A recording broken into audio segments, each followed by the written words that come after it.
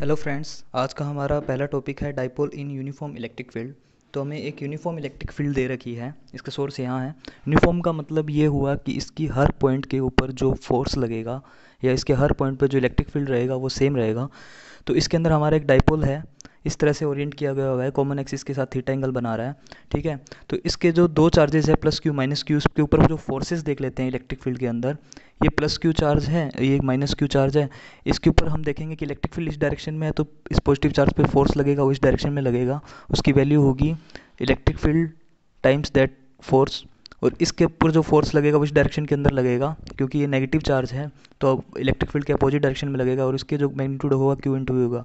तो मतलब दोनों side equal and opposite forces लग रहे हैं, तो इसका मतलब जो एफ नेट होगा वो जीरो होगा इसके अंदर। ये एफ यहाँ पे ट्रांसलेशनल फोर्स है, तो इसका मतलब जो ये सिस्टम है वो ट्रांसलेशनल इक्विलिब्रियम के अंदर है। ये बात AIEEE 2006 के अंदर भी पूछी गई है। तो इसके ऊपर जो ट्रांजिशनल फोर्स है वो जीरो लग रहा है, लेकिन इसके ऊपर जो रोटेशनल फोर्स है वो जीरो नहीं लग रहा है, क्योंकि इसके अंदर जो दो फोर्सेस हैं इक्वल एंड अपोजिट, उनके बीच में एक पर्टिकुलर डिस्टेंस बन रहा है, तो वहाँ से एक टॉर्क एग्जिस्ट होगा। तो टॉर्क एक रोटेशनल फोर्स ही का फॉर्म है।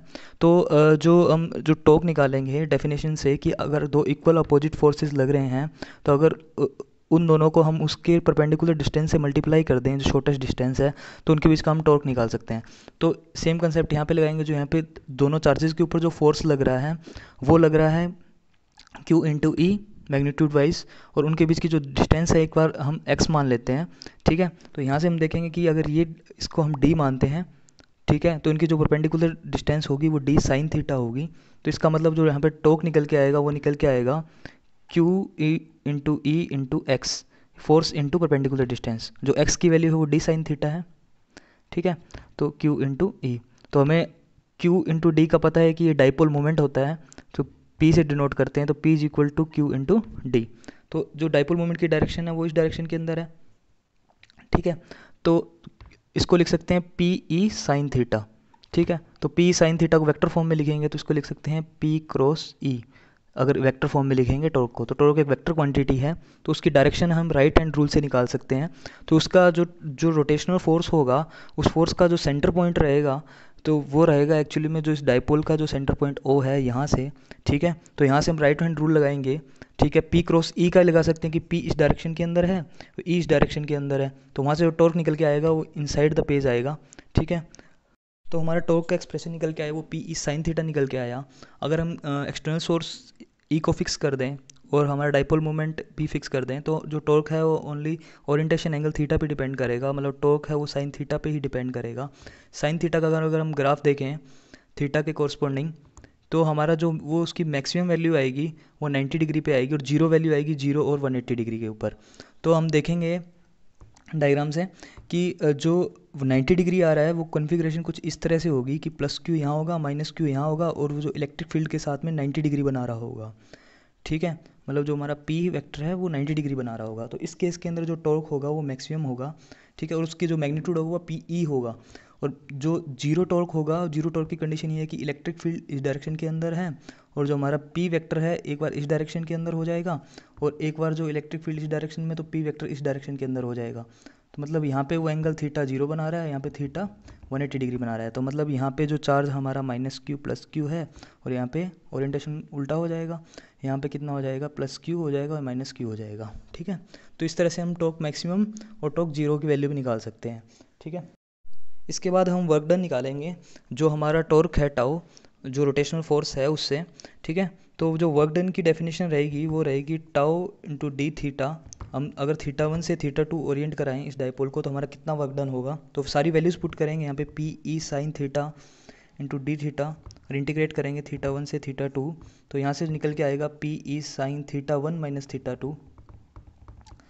तो ये फॉर्मूला हम डायरेक्ट यूज़ करेंगे क्वेश्चंस को सॉल्व करने के लिए। तो हम एक प्रॉब्लम करते हैं जो JEE 1989 में पूछी गई है।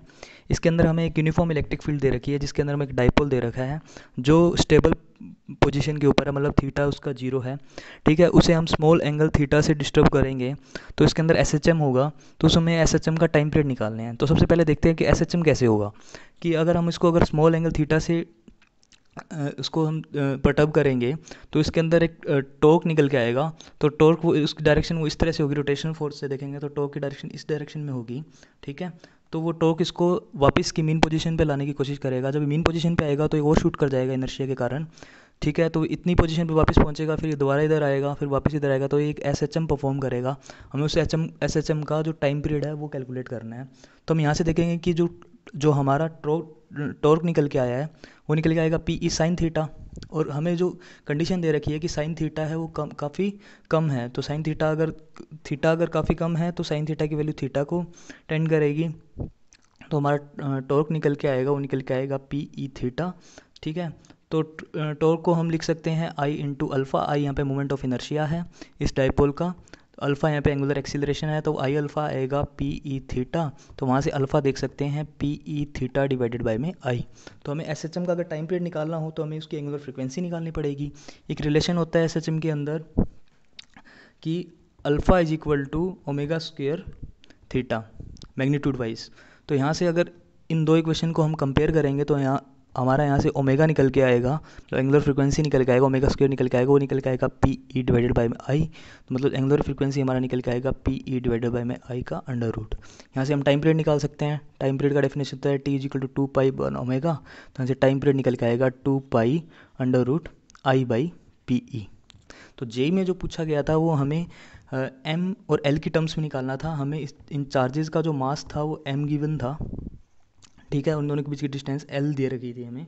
तो हम जो यहाँ से I निकाल लेंगे, मोमेंट ऑफ इनर्शिया निकालेंगे सेंटर पॉइंट से, तो ये डिस्टेंस L/2 होगी। तो यहाँ से निकल गया M L/2 का होल स्क्वायर प्लस इस साइड भी L/2, तो M इंटू L/2 का होल स्क्वायर। यहाँ से मोमेंट ऑफ इनर्शिया नेट निकल के आएगा हमारा हाफ ML स्क्वायर, ठीक है। तो हमारा P निकल के आएगा, वो निकल के आएगा Q इंटू इन दोनों के बीच की डिस्टेंस L, ठीक है।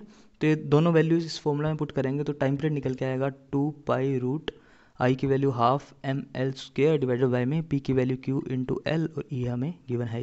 तो इस तरह से टाइम पीरियड निकल के आया। उसके बाद हमारा नेक्स्ट टॉपिक है वो है इलेक्ट्रिक फील्ड लाइंस। तो काफ़ी बार इसके क्वेश्चंस आते हैं और इसके क्वेश्चंस है वो 5 से 10 सेकेंड्स में ही सॉल्व हो जाते हैं, तो काफ़ी स्कोरिंग रहता है ये टॉपिक। तो हम देखेंगे कि इसकी 4-5 प्रॉपर्टीज़ हैं।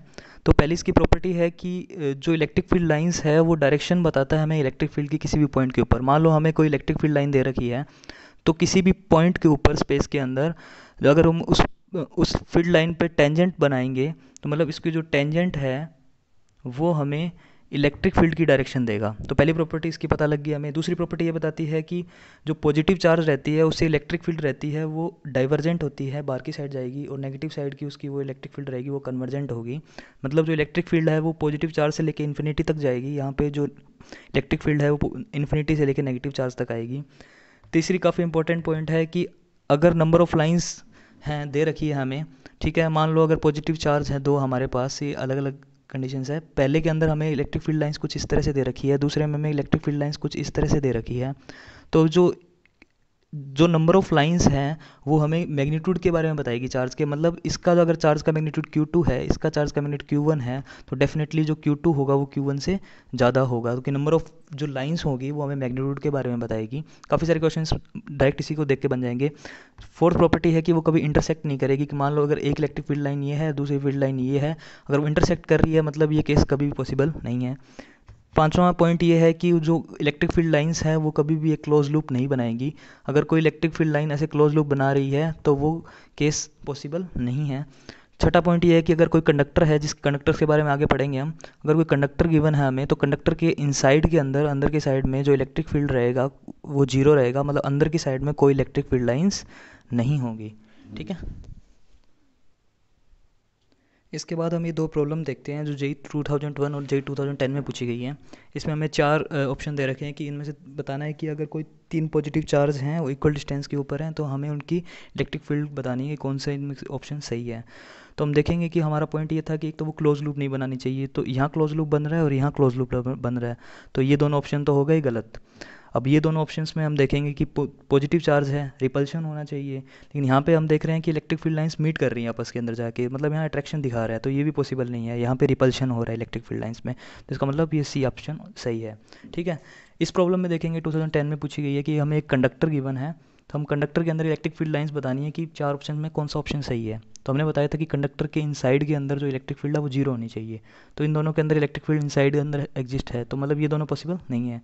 इन दोनों में हम देखेंगे कि इनसाइड इनके अंदर इलेक्ट्रिक फील्ड जीरो ही है दोनों लाइंस में, लेकिन ये लाइंस सरफेस के साथ कुछ एंगल बना रही है, लेकिन ये लाइन जो सरफेस के साथ में 90 डिग्री बना रही है। तो कंडक्टर की एक प्रॉपर्टी ये भी है कि इलेक्ट्रिक फील्ड लाइंस सरफेस के साथ 90 डिग्री एंगल बना रही है।